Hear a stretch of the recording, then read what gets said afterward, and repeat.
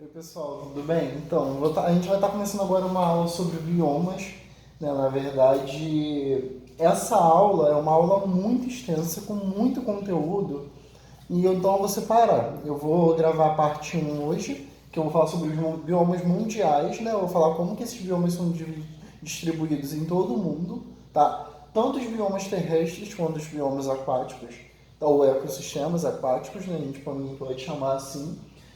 E na semana que vem a gente vai falar sobre os biomas brasileiros. Então a gente vai falar primeiro em escala mundial e depois a nível nacional, né, como que esses biomas são classificados e divididos, tá?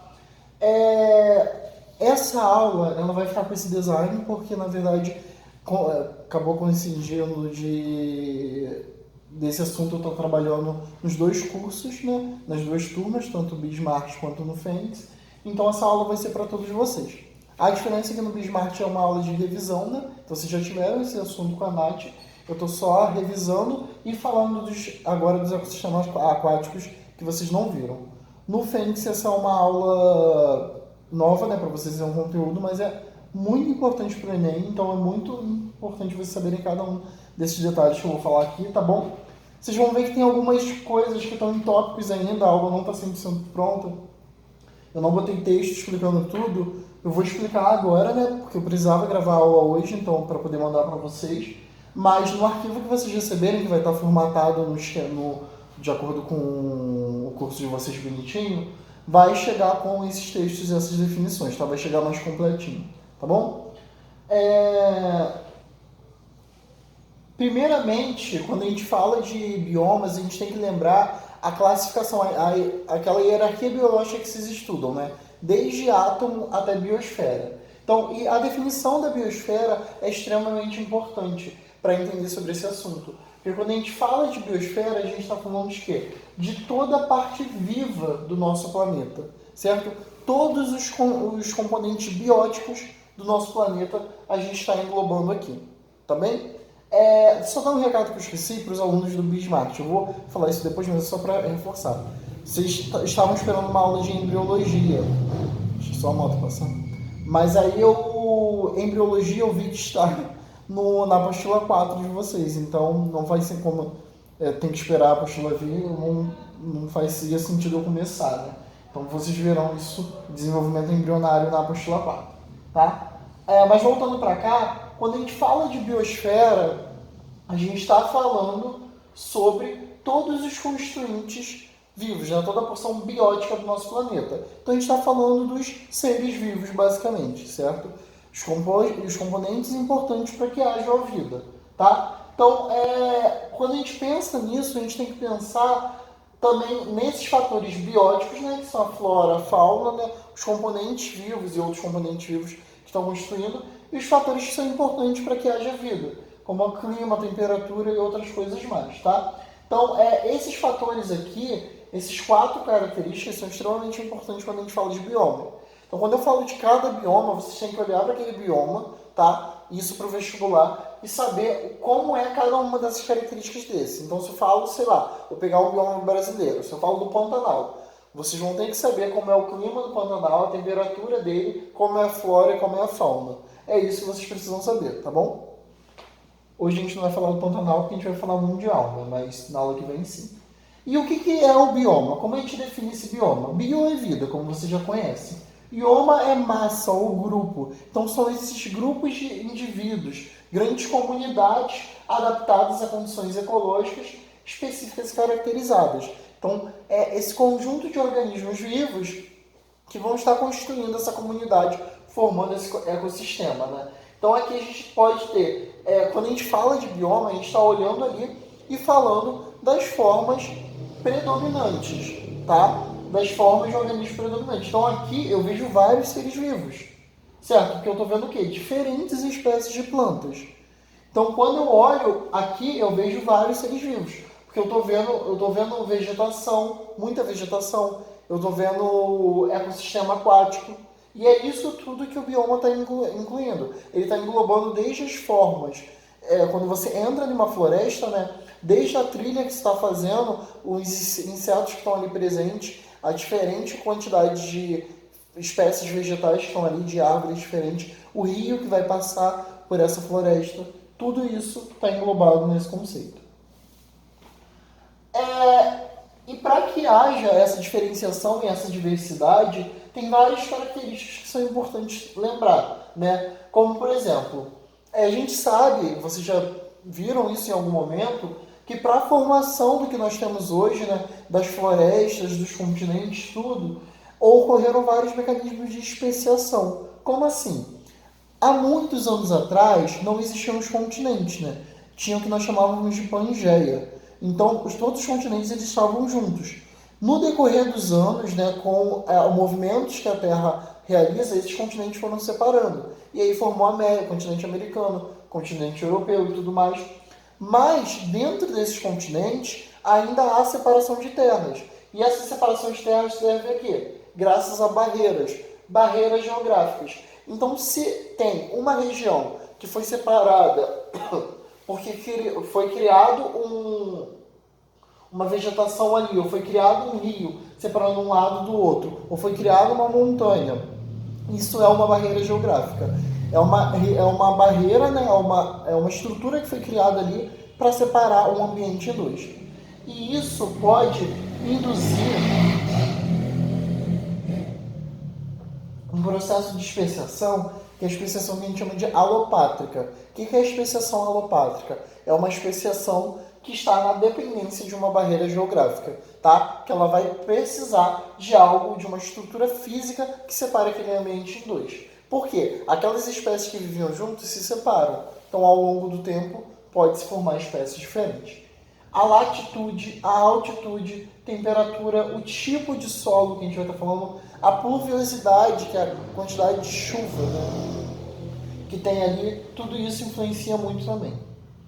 E quando a gente fala de biomas, essencialmente a gente está falando de formas vegetais predominantes. Porque quando a gente olha um bioma, quando a gente olha uma floresta, quando a gente olha uma taiga, quando a gente olha uma estrutura dessa, um ambiente desse, a gente está olhando o quê? Os tipos de vegetais que tem. Então, assim, existem alguns biomas que você encontra muitos pinheiros, mas pinheiro não é comum de qualquer tipo de bioma.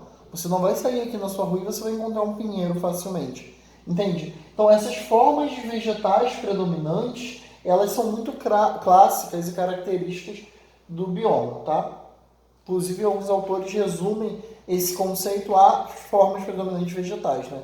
É um pouco mais que isso, porque ele não leva em conta só vegetais, mas sim os outros seres vivos também, basicamente vegetais e animais. Mas isso é muito importante pensar que vai estar, grande parte do bioma vai estar sendo representado pela flora. Esse gráfico ele é muito importante, tá? É um gráfico que a gente usa até na graduação, que ele mostra a relação dos biomas de acordo com a temperatura média e a precipitação anual. Porque esses dois fatores são extremamente importantes e vocês vão precisar saber isso de todos os biomas, tá? Os biomas que estão em áreas mais quentes, os biomas que estão em áreas mais frias, os biomas que onde chove menos, os biomas onde chove mais, tá bem? Isso é extremamente importante. Por quê? Porque isso está diretamente relacionado com os organismos que vão estar vivendo ali. A quantidade de chuva que tem, a quantidade de sol que tem, vai influenciar diretamente em quais tipos de vegetais vão ter ali e quais tipos de animais também, tá bom? Lembrando que quando a gente fala do nosso globo, né, do mapa mundi, a gente tem no meio, cortando isso, a linha do Equador, certo? Onde a gente tem o zero aqui, e nós temos pegando só uma parte disso, só para ficar mais fácil. Nós temos essa região, que são as regiões dos trópicos, melhor, né? Pegando as duas. Uma zona que eu chamo de zona tropical, tá? Essa região, após os trópicos aqui, após o trópico de Capricórnio, após o trópico de Câncer, eu chamo de zona temperada. Onde está mais quente? Aqui na zona tropical, certamente. Certo? Porque ela está mais próxima à linha do Equador. Então, quanto mais próxima à linha do Equador, naturalmente mais quente vai estar. Então, esses biomas que estão marcados, que estão nessas zonas aqui, dos trópicos, são biomas tropicais, de caráter tropical. Esses biomas têm como característica ser mais quente. Os que estão na zona temperada, que é após os trópicos, eles não são tão quentes. Ele tem uma temperatura mais amena, mas isso é relativo, né? Se está mais próximo aqui do final dessa zona ou mais para o início da zona próxima dos trópicos. Então, a zona temperada é uma zona que vai ter muita alteração de temperaturas e características. E aqui na extremidade nós temos os dois polos. Esses polos são as regiões o quê? Mais frias, certo? Então aqui os biomas que estão mais próximos dos polos são os biomas mais frios, onde a gente tem geleiras, inclusive, também, tá? Que é o ecossistema aquático. Tá bem? Então a gente tem as zonas de 0 graus, 30, 60 e 90. Tá? Aqui não está representando isso, mas é interessante pensar assim também. Ok? E aqui estão os tipos de biomas que eu quero que vocês saibam e a distribuição de acordo com o mapa. Além do que, gente, de um bioma para o outro, é muito comum ter um momento de transição, que é um momento, na verdade, em que há o contato, são regiões de contato entre um bioma e outro. Então, você pode passar em uma região, fazendo viagens, isso é muito comum na região mais para o Nordeste, Centro-Oeste, Norte do Brasil, onde você passa e consegue ver do lado direito umas formas vegetais que não tem do lado esquerdo. Do lado esquerdo é absolutamente diferente. E você não consegue ver uma barreira física bem delimitada ali, entende? Mas existe sim uma transição. Essa transição a gente chama de ecótono. Então, o que é o ecótono? O ecótono é um bioma transicional, um bioma de transição de um bioma para o outro mesmo, tá? Então, são regiões em que vários biomas se misturam, formando um complexo de ecossistemas, tá? E aí isso é muito comum no manguezal, no Pantanal, que a gente vai falar na semana que vem. Então, essas são regiões justamente de contato. Você consegue ver, você não vê uma barreira física ali, mas você consegue ver essa mistura, né, nessa região transicional. Gente, quando eu falar da biosfera agora, eu vou dividir isso em 3 grupos. Tá? Eu vou dividir isso nos biomas terrestres e aquáticos. Quais são os terrestres? Os terrestres estão dentro do que eu chamo de epinociclo. E os aquáticos estão dentro do que eu chamo de talassociclo e liminociclo. Tá? Então, epinociclo é sempre quando eu estou falando desses ecossistemas terrestres. Talassociclo e liminociclo são os aquáticos. A diferença é que talassociclo são marinhos, tá? Então, estou falando de oceanos e mares. E o liminociclo é água doce. Então, seria rios e lagos. Tá bem? Essa tabela é muito boa. Ela foi feita até por um amigo meu, um professor de biologia também. E ela vem resumindo esses biomas e as principais características. A zona climática que cada um se encontra. Por quê? Tem a linha do Equador, né? Ali. Tem a zona tropical, certo? Tem a zona temperada e tem a zona polar. Essa aí, obviamente, tem a zona continental, boreal, polar, a gente vai falar de tudo isso. Essa tabela ela resume muito as principais características desse. Então, aquele pessoal que gosta de um resumo, não é muito o caso de nenhum de vocês, porque todos vocês têm específica de biologia, dos 2 cursos, mas então não é bom resumir ao máximo. Mas essa tabela é uma tabela que eu diria para vocês imprimirem e colarem em algum lugar importante para relembrar as principais características, tá bem? Bem, começar falando dos biomas finalmente. O primeiro bioma que eu vou falar com vocês é a tundra. A tundra ela é um bioma muito mais próximo da zona polar, tá? É o bioma que está mais próximo da zona polar, como vocês podem perceber aqui. Olha, em termos de temperatura, é o que tem a menor temperatura, ok? A vegetação é rasteira, então tem plantas muito pequenas e baixas, tá? Não tem árvores, não tem plantas grandes, né, de caráter arbóreo. Tem uma alta precipitação, então tem chuva ao longo do ano. Você consegue perceber aqui por esse gráfico, aqui está representando os lugares onde tem a tundra, né? Um lugar clássico é no Canadá, tá? Onde tem esse clima mais frio, né? Com geadas e tudo mais. E aqui você consegue perceber o que? A temperatura ela é muito baixa, negativa, né? A média é menos 11,9 e a precipitação é de 208, aproximadamente, né? Essa precipitação não é tão alta, na verdade.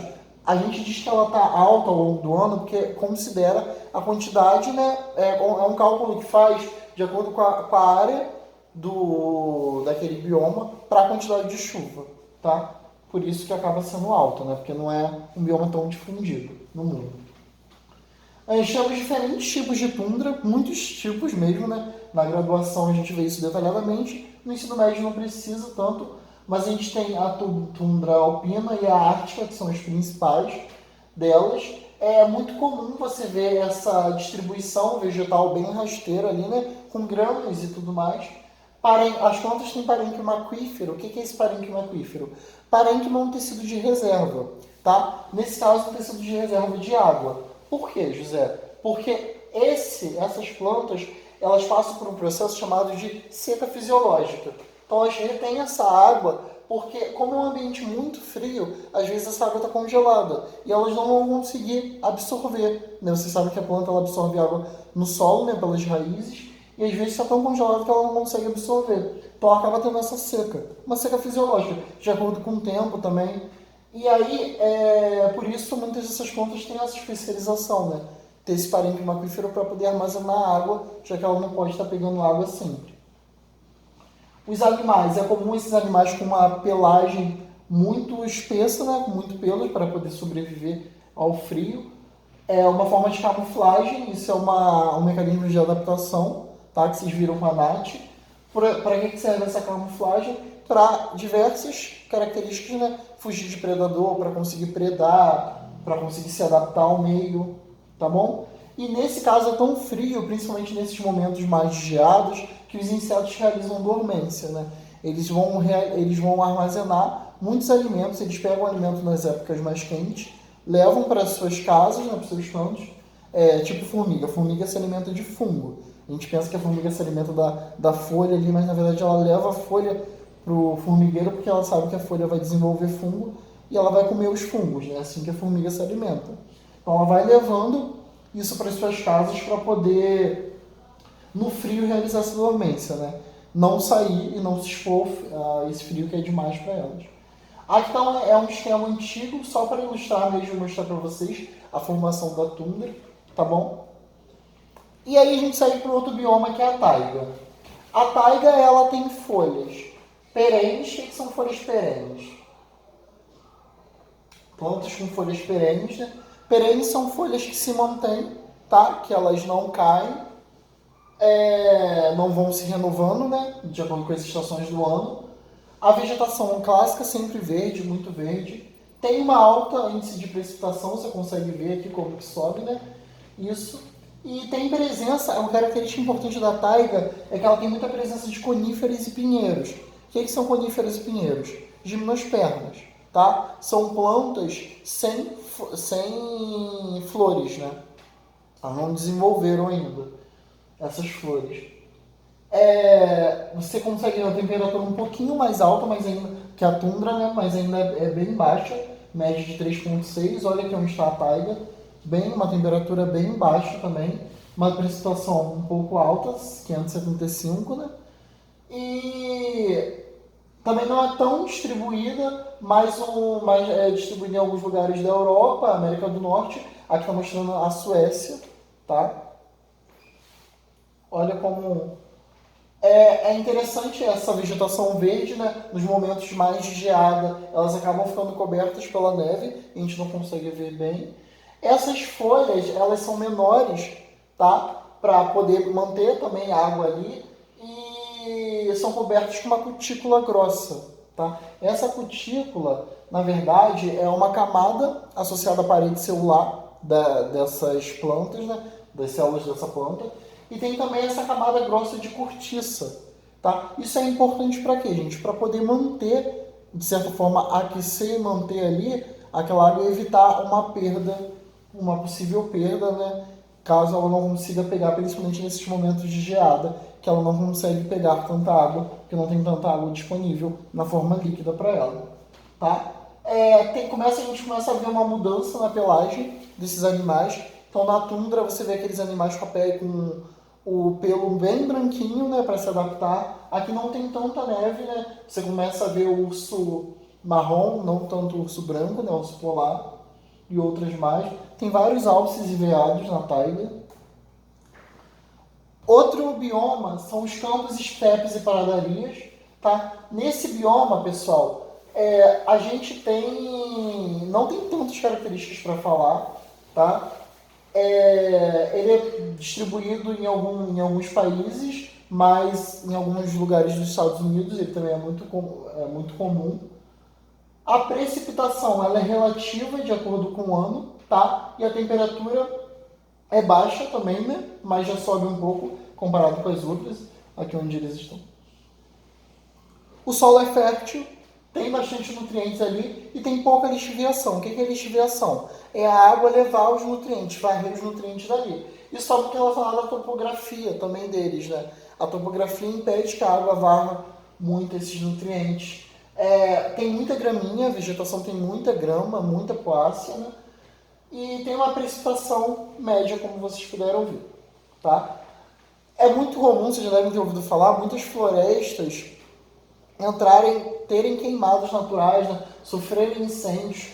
Essas plantas, as suas sementes e raízes, elas têm proteção contra esse incêndio, essas camadas, e isso vai ser importante também para para quebrar a dormência, ativar a germinação de plantas, tá?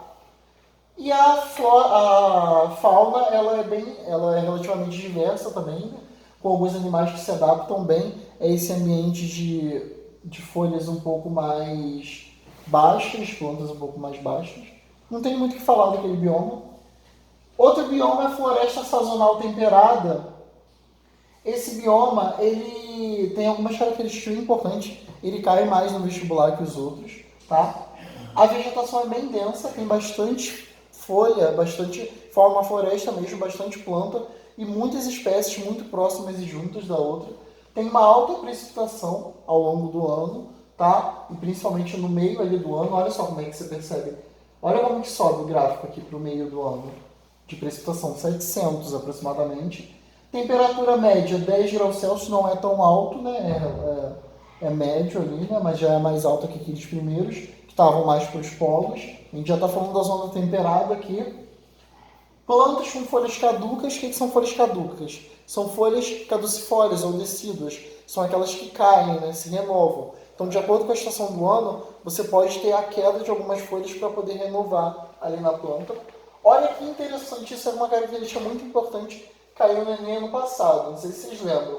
O solo é rico e profundo em decomposição. Olha quantas camadas tem esse solo. É muito profundo. Isso é muito importante também, gente, porque isso faz com que ele acumule muitos nutrientes no decorrer do seu solo. Não que sempre seja assim. Floresta tropical pode ter solo profundo, mas ser pobre. Nesse caso, da floresta temperada, sazonal temperada, ela tem esse solo profundo e rico, tá? Tá em decomposição, com várias camadas ali, tá? Essas raízes, elas são profundas para quê? Porque tem que atingir lençóis freáticos, para poder pegar água e distribuir para a planta, tá bom? Olha que bonito como é. Tem uma vegetação muito incrível, muito biodiversa. Isso é graças ao solo com nutrientes também. Ela tem as 4 camadas de floresta, uma floresta completa. Tem árvores, tem arbustos, tem as herbáceas, gramíneas, musgos.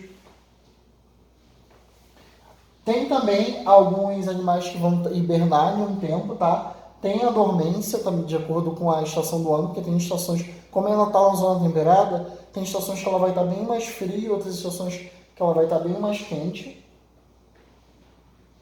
Outro bioma é a floresta pluvial temperada. Pluvial a gente já lembra de pluviosidade, né? Chuva. Então olha só a precipitação como é que é. Ela é máxima, é muito. A média de 2.514, é muita chuva mesmo. Né? A temperatura média de 6,9, uma temperatura baixa, né? O clima é úmido sempre, né? Porque tem muita chuva, tá? E pouca variação de temperatura, já que chove o ano inteiro. As folhas são perenes, então elas não caem, elas se mantêm ali. E não tem tanta diversidade, tá? Isso de não ter tanta diversidade, não tem... tem muita planta, mas não tem tanta variedade de plantas. As florestas você anda e olha assim, quase que tudo igual, tá?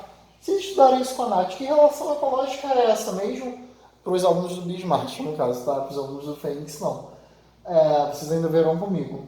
Mas que relação ecológica é essa que a gente está olhando ali? Quando você passa numa floresta e você vê só uma planta, como uma floresta de eucaliptos. é uma relação ecológica chamada de amensalismo, ou antibiótico, ou antibiose, desculpa, gente. O eucalipto, ele tem essa capacidade de liberar uma substância tóxica.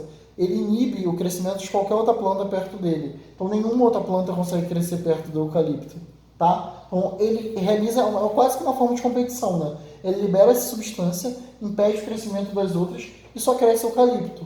Teve um surto disso há uns anos atrás em São Francisco, onde estava tendo muito crescimento de eucalipto e a prefeitura de Niterói começou a pensar em cortar mesmo, né? E frear isso. Porque quando cresce muito eucalipto, todas as outras plantas crescem, porque ninguém consegue crescer perto deles, tá? Uma relação ecológica importante. Diversidade animal, ela tem um pouco mais, tem algumas espécies mais clássicas e características do bioma, tá? Bosques, arbustos ou chaparrais, também não tem muito o que falar desses biomas, tá? Ele tem em alguns lugares da América do Sul, é muito comum em Portugal também, em Lisboa. Ele tem um clima mais ameno, chuvas no início e final do ano, né? Você percebe que cai aqui no meio do ano, né? Você tem bem mais chuvas no começo e no final. Tá? Tem uma vegetação de arbustos perene, não cai. Um solo pobre em nutrientes. A temperatura média é de 14,7, a gente vê aqui já é uma temperatura um pouco mais alta. Tá? Olha só algumas características importantes. Tem folhas chamadas de folhas esclerófilas. O que são folhas esclerófilas? São folhas que têm um tipo de tecido chamado de esclerênquima. O que é o esclerênquima? Esclerênquima é um tecido formado por células mortas que serve para sustentar a folha. Essas folhas aqui, não sei se vocês já pegaram, mas elas são bem duras. Quase que quebra. Se você aplica muita força, quebra. A gente lembra até um pouco de esqueleto, né? De ser tão duro, por ter... pela sua constituição mesmo, tá? E além disso, essas plantas têm muitas raízes fasciculadas. O que é uma raiz fasciculada? É que ela não tem um sistema central, né? Não tem um eixo central. Você não sabe qual é a raiz principal daqui. Você só vê um monte de raízes. Se eu olho isso daqui, eu não sei qual é a principal. Eu vejo várias, né? Então, isso é comum. Isso serve também de proteção contra incêndios, né? É um tipo de bioma que está suscetível a esses incêndios, a queimadas também naturais. A gente vai falar na aula que vem a diferença de queimadas e incêndios, mas, na verdade, na aula que vem não, na outra.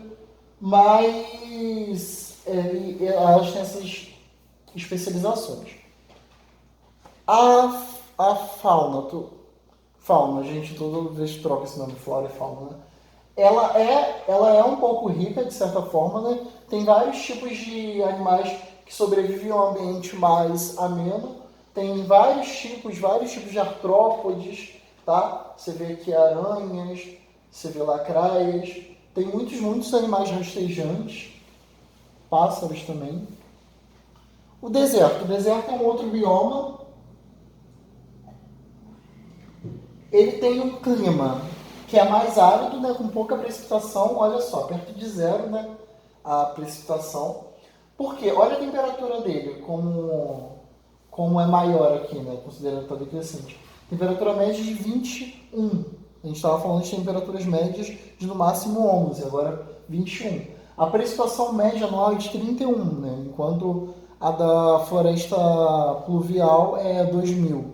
Então, são características de deserto, são muito clássicas. São solos pobres, neutros e arenosos, com pouca água. Graças a isso, tem o quê? Folhas reduzidas a espinhos. E por que essas folhas elas são reduzidas a espinhos? Porque veja bem, quando vocês estudarem fotossíntese, vocês vão perceber que na folha tem umas estruturas chamadas de estômatos, que eles vão se abrir para poder liberar água, certo? Se você tem uma folha bem aberta, como tem na Mata Atlântica, essas folhas elas estão liberando o quê? Muita água na forma de vapor. Estão realizando muita fotossíntese. O espinho ele é mais fechado, não é uma folha reduzida, então não é tão aberta. Ele é bem fechado, então ele não perde tanta água. Então ter essas folhas reduzidas a espinhos é uma forma de evitar a perda excessiva de água. Parênquima aquífero, que foi o que eu falei com vocês antes, né, para armazenar água. Tem parênquima amilífero também para armazenar nutrientes, armazenar amido Isso é importante porque ele não vai estar realizando fotossíntese o tempo todo. E aí tem umas plantas que têm o metabolismo que a gente chama de metabolismo CAM, que é o metabolismo ácido das crassulaceas. Vocês verão isso na aula de fotossíntese. São plantas que só realizam fotossíntese à noite, só abrem seus estômagos à noite. Elas armazenam a energia do sol de dia para usar para fazer a fotossíntese à noite, para evitar perder água. Raízes bem profundas para poder conseguir atingir os lençóis freáticos e pegar essa água. E os estômatos sempre muito fechados, que são essas estruturas que vão servir para que haja fotossíntese, né? Haja troca gasosa. Os tipos de animal, né? A fauna deles é bem característica, tá? Você consegue ver esses animais mais rastejantes, que resistem a ambiente mais quente, né? O dromedário, o camelo também tem diferença, né? A gente vê um muito mais pro lado da África e Oriente Médio, o outro muito mais na Ásia. Diferenças corporais. A floresta tropical sazonal ou savana. A gente já está falando agora da zona tropical, né? Aquela zona mais próxima ali do Equador. Ela tem uma temperatura constante, tá? E precipitação no início e no final do ano. Na verdade, aqui, gente, só para vocês não confundirem, porque isso sobe de um jeito que parece que aqui no meio tem muita, mas no meio ela é bem mais relativo. Esse gráfico ele não mostra muito bem, tá? Mas tem chuva o ano inteiro, tem precipitação o ano inteiro. Na verdade, na floresta sazonal, naquela savana. A savana é muito típica do Brasil, né? É o nosso cerrado, basicamente. A gente fala muito disso. Vegetação um pouco desenvolvida e tem um solo pobre, tá bom? Olha só, a temperatura média é alta, né? Uma temperatura de 20, mas tem precipitação 1500, né? Tem precipitação, tem chuva o ano inteiro praticamente. A vegetação, isso é característica clássica de savana. A gente, savana cai muito no vestibular e é muito fácil. Porque você olha só, são uma vegetação com arbustos e muito espaçada, uma árvore aqui, outra lá embaixo, né? Nada muito junto. Vê muitas graminhas, vê ou árvores espaçadas, sem árvores, como eu falei com vocês. A savana que a gente fala é a mesma que fala do Rei Leão, tá? Inclusive teve até um autor, vou ver se eu mando para vocês, que pegou e tentou fazer uma releitura da floresta amazônica, como usando a savana, né? Muito interessante. Fazer uma releitura da savana usando a floresta amazônica, quer dizer. A savana é isso. São animais típicos, né? Predadores, caçadores e animais que vivem nesse ambiente mais aberto, tá? Muita diversidade animal. Tem a floresta pluvial tropical. A floresta pluvial tropical é a que tem a maior biodiversidade, né? A gente está falando de quê? De florestas tropicais, tipo a floresta amazônica. Tem muita biodiversidade, tem folhas verdes e perenes que se mantêm ali. O solo ele é pobre, isso é interessante, né? Porque a gente começa a pensar, como que um lugar com tanta biodiversidade pode ter um solo tão pobre? Porque tem muito humus. Isso eu vou falar disso em floresta amazônica. Mas a gente costuma dizer que a floresta amazônica ela é muito biodiversa porque ela é muito biodiversa. Porque assim, o solo dela é tão pobre quanto de um deserto. Mas tem muita folha. Como tem muita planta, na verdade, cai muita folha ali em cima. O que é humus? Humus, imagina que isso daqui é o chão da floresta. Aqui é a camada superficial do solo. O humus é aquela quantidade de folhas mortas e animais mortos que tem ali, fezes de animais que vai se acumulando. Aquilo também serve para reciclagem de nutrientes, né? Forma que a gente chama de serrapilheira, tá? Esse humus ele vai ser importante para devolver os nutrientes para o solo ali, só para aquela camada superficial. E aí cresce outra planta. Então morre um monte de planta e essas plantas mortas servem para outra crescer. Se você escava o solo, lá para baixo não tem nutriente nenhum, mas ali em cima tem um monte, tá? Isso é a camada de humus. Tem uma estratificação vertical, você consegue ver uma variação de plantas de forma vertical, vou mostrar para vocês, e um alto índice de chuvas. Olha só, floresta pluvial.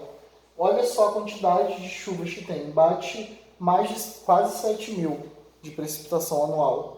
Tá? Temperatura média alta também, de quase 30, né? 27, 28, mas tem uma precipitação muito alta também. Olha aqui. onde que ela bate. Olha a estratificação vertical que eu falei com vocês. Olha só, embaixo você vê essas plantas mais ermas, mas tem árvores muito altas também, tem plantas lianas aqui, várias relações ecológicas, entendeu? Isso é muito característico de floresta pluvial tropical. É sempre bem inundada, né? Sempre muita água, associada a muitas foz e tudo mais. Muita biodiversidade, muita com vários tipos de plantas, às vezes plantas que só existem lá, vários tipos de animais também, animais selvagens e outros tipos. E aqui eu encerro a parte terrestre, tá? Então esses são os biomas terrestres que eu queria falar com vocês. Então falamos do epinociclo. Agora eu vou falar do talassociclo e do liminociclo. Essa parte é bem mais rápida que a primeira, mas é tão importante quanto, porque vem caindo muito no vestibular. Quando a gente fala de ecossistemas aquáticos, na biologia, para vocês, a gente vai dividir em 3. Oceanos, rios e lagos. Quando a gente fala de oceanos, pode falar em mares também, tá? Aqui é o talassociclo e aqui é o liminociclo, tá? Vou falar sobre cada um deles. Quem vive nessas águas? Quais são os organismos que vivem ali? Eles são divididos em plâncton, nécton e bêntons, tá? Quem é o plâncton? Plâncton são aqueles organismos que vão estar em suspensão na água, tá? Eles são mais leves e são levados pela correnteza, ok? Esse plâncton ele ainda pode ser dividido em fitoplâncton e zooplâncton, tá bom? Zooplâncton são os animais, fitoplâncton são as algas que vão estar ali realizando fotossíntese, tá bem? Essas algas, elas são extremamente importantes para a quantidade de oxigênio que a gente tem na nossa atmosfera disponível ali, tá bom? É quase que o pulmão do mundo, né? Como a gente fala. O nécton, eles são os peixes, de modo geral, são organismos nadantes, que eles têm capacidade de nadar livremente sobre as águas, e os bentos são aqueles organismos mais aderidos ao substrato, eles estão mais no fundo e não são levados pela correnteza, tá? Então, plâncton estão na superfície, nécton lá nada livremente e bêntons estão no fundo. Existem alguns organismos que são bentônicos, eles conseguem nadar, mas conseguem nadar só associado ao substrato, tipo as arraias. As arraias são organismos bentônicos. Se você já foi no aquário, você percebe que a arraia não consegue nadar livremente aqui. Ela só nada na borda do aquário, tá? Que é bentônico. Ela precisa estar ali próximo ao substrato. Aqui está a explicação, que foi o que eu falei basicamente, tá? Só para vocês entenderem, olha como é que funciona a distribuição. No mesmo ecossistema, você consegue ver muito disso, gente, nos nossos mares, rios, oceanos, principalmente mares, oceanos, né, água salgada, a gente tem uma biodiversidade absurda, coisa que a gente não conhece ainda, de verdade, coisa que a gente desconhece. Por isso que eu tenho até essa parte um certo medo, né? Porque eu acho o mar muito traiçoeiro. Eu não conheço, a gente não conhece. Eu gostava, na graduação eu gostava das disciplinas de biologia marinha, mas eu sempre ficava com medo no final das aulas porque eu me surpreendia com alguma coisa. Falando dos oceanos. O oceano ele vai ter muitas características ali que vão influenciar sobre a manutenção, né, e os organismos que estão ali mesmo. Quais são essas características? A temperatura. Então, assim, em um oceano, você consegue chegar a regiões com temperaturas absolutamente diferentes. Porque tem regiões que a luminosidade que está vindo do Sol vai chegar ali e outras não. Tá? Então, temperatura, salinidade, as correntes marinhas, penetração de luz, disponibilidade de nutrientes, tudo isso é importante para a distribuição de organismos dentro daquele oceano. Até porque, veja bem, faz sentido eu ter algas lá no fundo dos oceanos? Não faz, porque essas algas precisam da luz para realizar a fotossíntese. Então essas algas, de modo geral, são os plânctons, né? Elas estão lá em cima. E outras coisas mais. Essa é a estrutura de um oceano, tá? A gente tem a região que é eufótica, que é essa região que pega a luz, tá? Que recebe a luminosidade. Só até os 200 primeiros metros do oceano é quando tem chegado essa luz do Sol. E tem a região afótica, que é a região que não chega à luz, tá? Que é a região que a gente não conhece tanto, tá bom? Nessa região, a gente ainda pode dividir isso em zona pelágica, né, que é a zona mais superficial ali dos oceanos, certo? e tem a zona profunda, que é a parte mais abaixo. Aqui a gente ainda consegue dividir em zona nerítica e oceânica. O que é a nerítica? A nerítica é aquela mais voltada para a zona litorânea e continental, né, que tá, onde a gente ainda dá pé, digamos assim, consegue chegar próximo ali dos continentes mesmo. E a zona oceânica seria o mar aberto. Tem muitas praias que estão ligadas ao oceano, são praias de mar aberto mesmo, por isso elas são mais perigosas, têm ondas mais fortes mesmo, porque ela está vindo direto ali do oceano. Tá? E se dividir mais para baixo, nós temos também a zona batial, né, que está logo abaixo dessa região eufótica, tá? E mais para lá, para baixo, a gente tem a zona abissal e radal, que são as zonas onde não chega absolutamente a luminosidade nenhuma, e na zona radal a gente não sabe a gente desconhece até quais são os organismos vivos que tem ali, né? Desconhece a vida que tem ali. Como eu disse, bizarro. E os rios e lagos, como que eles são divididos? A gente tem a zona litorânea, né, que está mais próxima ali do continente. Geralmente não é tão profundo um lago, um rio quanto um oceano, né, obviamente. Tem a zona límica. Limnologia significa água doce, tá? Limnologia é estudo de água doce. Então essa zona límica é a zona mais aberta, digamos assim, né, não tão próxima desse litoral. Tem a zona eufótica e a zona trofolítica, que é uma região onde não chega tanta luminosidade assim, e é uma região onde há muita decomposição ali, tá? Então, aqui nesse fundo de lagos e rios, tem muita matéria em decomposição, tem muita matéria orgânica sendo disponibilizada ali. Isso é importante porque isso acaba possibilitando que muitos rios e lagos passem por processo de eutrofização também, tá? Que vocês verão depois e alguns já viram o que é. Aqui, como podem ter a relação de plantas, né? Aqui você tem a zona eufótica, a zona onde ainda chega a luz, então ainda pode ter plantas aqui, plantas aquáticas, tá? Aqui é a explicação de cada uma dessas zonas. Um rio, gente, isso daqui é até uma aula do sexto ano do ensino fundamental, esse esqueminha, que é quais são as áreas de um rio. Um rio ele tem muitas áreas. Tem a nascente, que é onde essas águas subterrâneas elas começam a atingir o solo, tá? Você segue ali, eu separei aqui, nascente, tem o leito, né, que é onde essa água começa a correr, né, o percurso mesmo que essa água faz. Tem a margem seria o contato, seria a borda mesmo, o contato dessa água com a terra, tá? Eu vou, depois, na aula certinho, eu vou estar explicando tudo isso, tá? Eu vou botar a explicação de cada um. Tem a foz... cacete. Ai, gente, me perdi. Tá. Tem a foz. A foz é onde esse rio ele vai desaguar ali, né? Em uma área mais aberta, tá? Tem a afluente, que é onde esse rio deságua em um principal, tá? E a subafluente, que é quando esse rio deságua em dois tipos de rios principais, tá vendo? O meandro, ele está mostrando, não aqui, ele mostra, vou mandar para vocês, meandro é quando tem, na verdade, esse rio está em percurso e tem aquelas ondas, né? Porque ele não segue em linha reta, ele vai seguindo meio que de forma tortuosa, tá? E a confluência é quando esse rio, estando seguido de forma tortuosa, ele acaba encontrando com outro rio, né? Quando vem de uma outra nascente. Então você consegue ver Você consegue ver... Ah, não, tá muito para lá a imagem que eu vi de um meandro.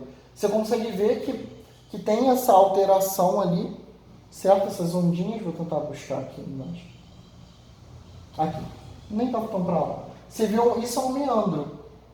Você consegue ver essa tortuosa, né, que o rio não segue em linha reta. Isso é interessante porque isso pode acabar fazendo com que ele encontre com um rio que vem de uma nascente diferente, tá? Que aí tem as confluências.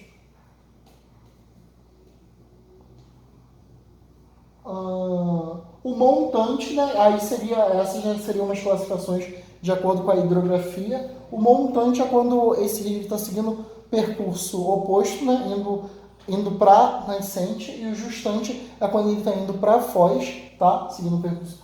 Rios de planalto são aqueles rios que têm uma queda maior, né? porque de acordo com o relevo, e de planície são aquelas águas mais paradas, e a bacia hidrográfica é o conjunto, né, de todos esses elementos. Aqui está um exemplo, acho lindo, lindo, lindo, cachoeiras, mas eu odeio, prefiro 1000 vezes para água salgada do que água doce. E eu tenho medo também de cachoeira.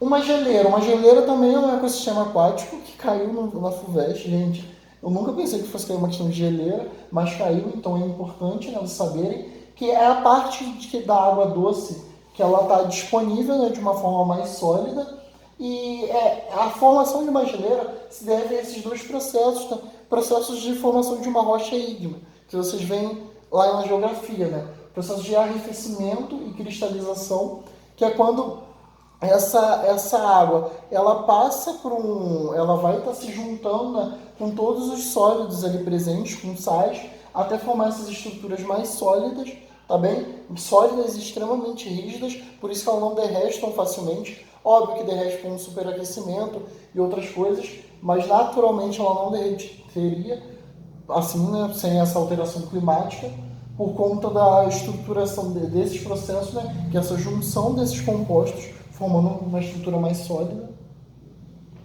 E para fechar a aula, essa água, né, tudo isso que eu estou falando, ela vai interferir também no clima, no tempo. Por quê? Porque quando você mora perto, né, de uma região com praias e rios, fica mais frio e tem outras coisas, a altitude também está relacionado. Isso vocês veem muito detalhadamente em geografia. Mas os modelos de circulação atmosférica, eles são extremamente importantes para entender vários processos na ecologia. Olha só, aqui, quando você tem uma zona de alta pressão, o que acontece? O céu ele é mais azul, né? Tem menos nuvens, chove menos e o clima é mais seco, certo? Então a gente está falando ali daquela zona mais próxima à linha do Equador, tá? Já as zonas de baixa pressão, há mais chuva, né? Porque uma zona de alta pressão, pensa, o ar é como se aquelas moléculas estivessem presas aqui e não conseguissem subir para poder condensar e precipitar, entende? Então, essa zona de alta pressão é como se essas moléculas não conseguissem evaporar. E aí, o que você tem? Para essas zonas de maior pressão, zonas de alta pressão, você tem esses ventos, na verdade, indo para essas zonas de baixa pressão, você tem esses ventos que a gente chama, que são ventos alísios, que vão para a linha do Equador, tá? Então, esses ventos alísios, eles vão para a linha do Equador, certo? E estimulam esse processo de precipitação aqui, chuva aqui. E por isso que chove o tempo todo, né? Essa zona de baixa pressão. Mas aí, essa formação dessas nuvens, né, com esses ventos alísios, ela forma uma outra corrente, que joga outro vento lá para essas regiões de alta pressão, que são os ventos contra-alísios, tá? Esses ventos são mais secos, prendendo ali, impedindo que haja essa evaporação, impedindo que haja precipitação. Por isso, nessa região quase não tem chuva, tem uma capota de umidade, mas é muito pouca, e nessa região do Equador tem mais chuvas, tá? E esse movimento, né, de ventos que vão passando forma o que a gente chama de diferentes células. Então a gente tem a célula polar, aqui nessa zona polar, a gente tem a célula de Ferrel, acho que é assim que fala, se não me engano, nessa zona mais temperada, e essa célula acho que é Hadley que fala uma coisa, nessa zona mais tropical. Então aqui você tem esses ventos alísios chegando para essa linha do Equador, os ventos do oeste chegando do 60 para o 30, e esses ventos polares do leste que vêm lá dos polos mesmo, né? Formando essas células polares, tá? Para fechar, o oceano ele afeta no clima, né? O oceano ele tem a capacidade de afetar no clima, por quê? Ele vai estar conseguindo reter calor ali. Então essa capacidade de calor faz com que ele afete o clima dali do ambiente, né? E faz com que ele aqueça mais lentamente, tá bem? E isso é importante porque com isso você consegue visualizar melhor essas ondas que são formadas ali, né? Desses ventos, dessas células, e por que tem regiões que acabam ficando bem mais quentes do que outras, por conta dessa evaporação e dessa liberação e disponibilização mesmo do ar quente ou do ar frio que está sendo liberado ali. Beleza? Gente, era isso. Estou encerrando a aula. Não tenho mais o que falar. Espero que tenham entendido e gostado. É uma aula extensa, mas é só uma parte dela. Semana que vem a gente fala dos biomas brasileiros, tá bom? Beijo grande.